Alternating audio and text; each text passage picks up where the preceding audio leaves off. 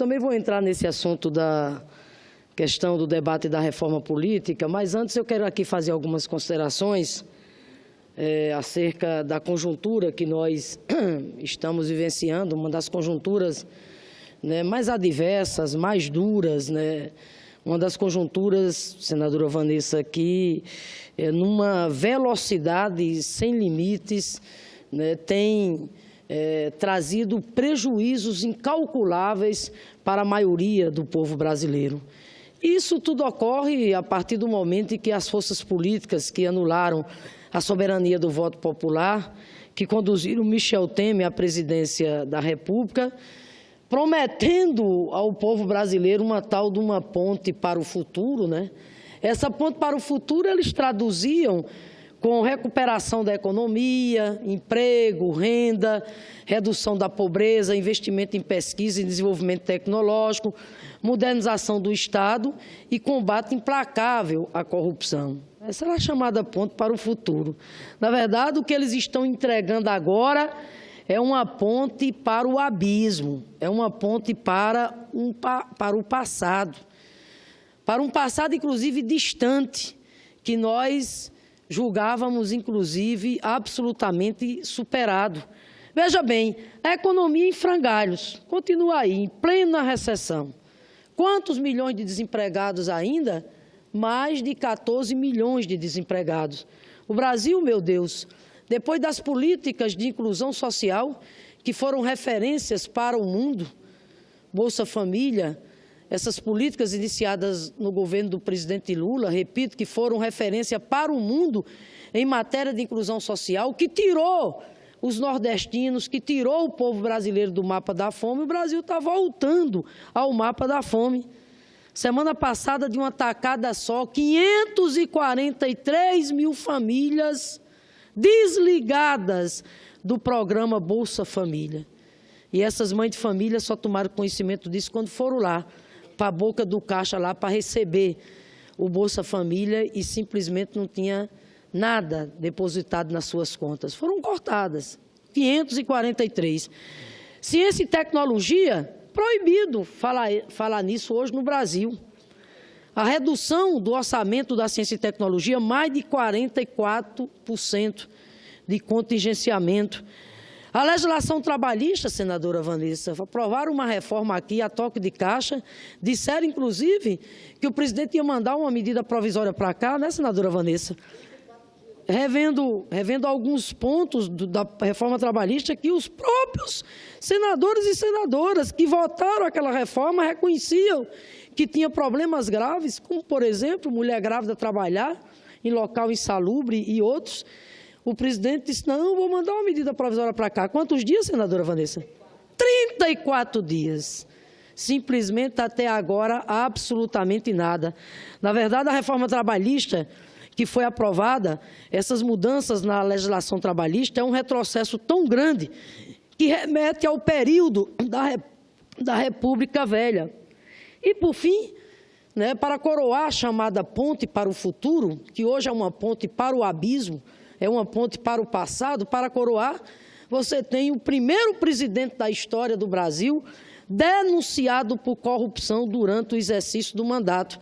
É bem verdade que quase que vendia o palácio para comprar mandato, para livrar a sua cara pelo arquivamento da denúncia, terminou conseguindo, mas tem 2 denúncias ainda aí para serem apresentadas.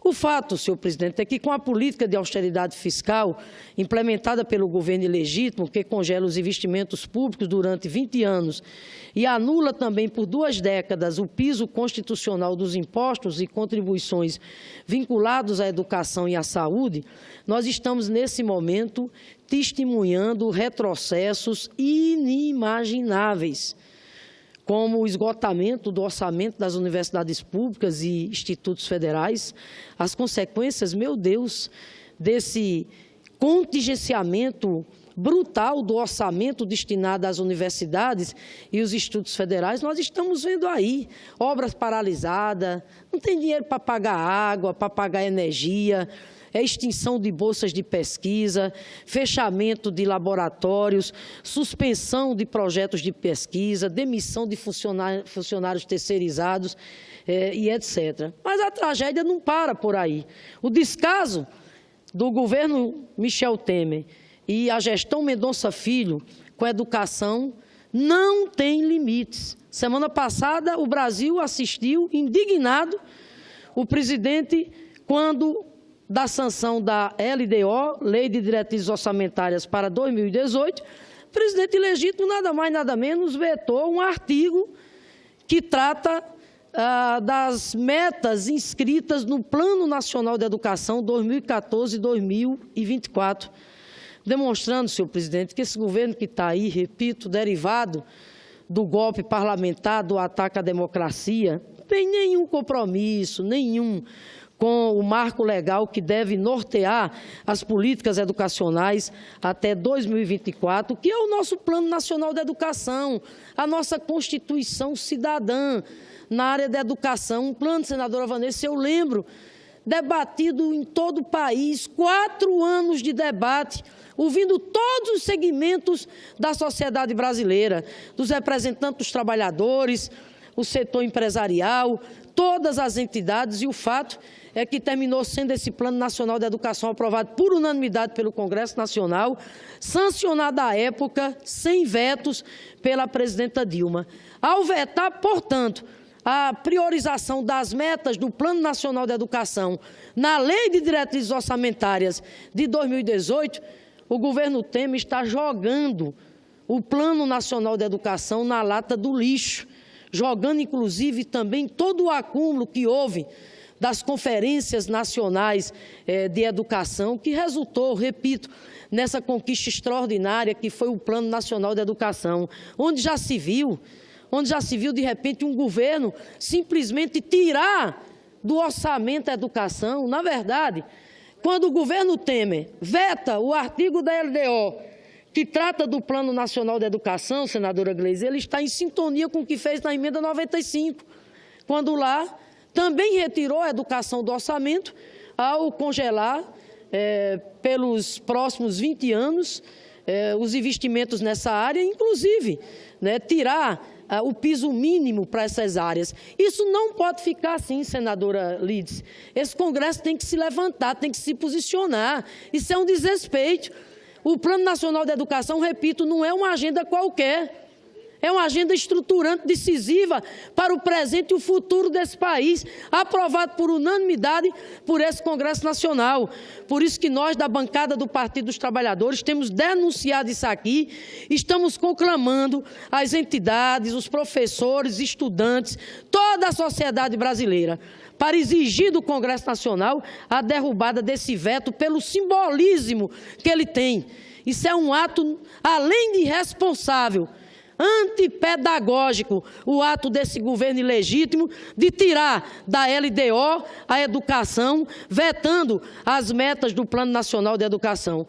Mas, senador Paim, eu vou dizer, quero aqui só colocar para Vossa Excelência, que é também nesse contexto de ruptura democrática, de crise institucional e crise econômica e crise social que o Congresso debate exatamente a tal da reforma política. Uma reforma que nós reconhecemos que é extremamente necessária, mas que ela necessita, antes de mais nada, ser amplamente debatida com a sociedade, porque, do contrário, essa reforma, essa pseudo-reforma, vai aprofundar a crise grave, mas muito grave, que afeta a representatividade do nosso sistema político. Inclusive, aprofundando mais ainda o abismo que existe entre o parlamento e a sociedade. Na Câmara dos Deputados, o debate gira em torno da questão do sistema político eleitoral e do sistema de partidos. Eu quero aqui dizer, comungando aqui com a senadora Gleisi, viu, senadora, até porque nós estamos sendo fiel àquilo que o nosso partido aprovou. PT, em resolução no seu 6º Congresso Nacional, PT defende com clareza, não é de hoje, de muito tempo, o PT defende o financiamento público de campanhas. Portanto, o PT sempre foi contra o financiamento empresarial a partidos e campanhas. Assim como o PT também defende o sistema de voto proporcional com lista partidária pré-ordenada.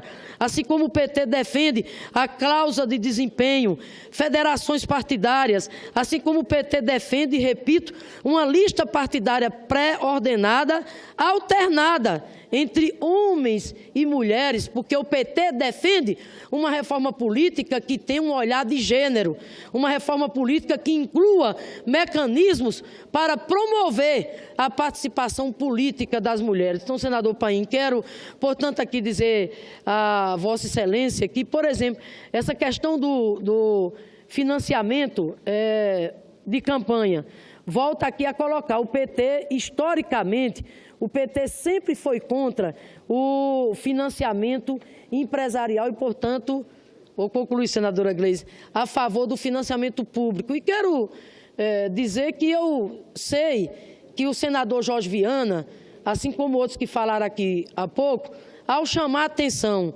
do exagero que essa proposta do fundo de financiamento que a Câmara quer aprovar, não querem com isso defender a volta do financiamento empresarial. Até porque a sociedade brasileira acompanhou e sabe o mal que o financiamento empresarial causou à política brasileira, causou à nossa democracia. Pelo quanto o financiamento empresarial traz na sua gênese, primeiro, a questão da assimetria na disputa política, a desigualdade na disputa política. E, ao mesmo tempo que o financiamento empresarial promoveu toda aquela promiscuidade entre o público e o privado, sequestrando, inclusive, boa parte da representação popular. Estão aí as operações de investigação que não nos deixam exatamente mentir. Então, eu quero concluir aqui dizendo que nós não podemos aceitar um retrocesso inimaginável que seria a volta do financiamento.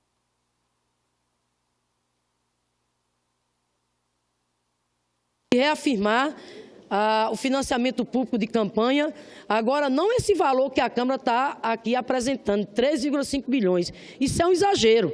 O financiamento, o valor pode ser bem menor, compatível com aquilo que a gente defende, senadora Gleisi. Campanhas mais simples, campanhas mais modestas, campanhas mais pé no chão, campanhas com mais ideias, campanhas com mais debates, campanhas, portanto, com menos marketing, menos pirotecnia e menos personalismo. Senadora Gleisi, eu estou vendo que está chegando a CNBB aqui, então eu concluo. Me permita saudar a todos aqui na pessoa do Padre Edilson, vigário lá do meu estado, Rio Grande do Norte. Agora do Piauí. Vai para o Piauí agora. Pois não, senadora Gleisi. Fala aí em nome da gente, saudando a CNBB, essa instituição tão importante de uma história do povo brasileiro.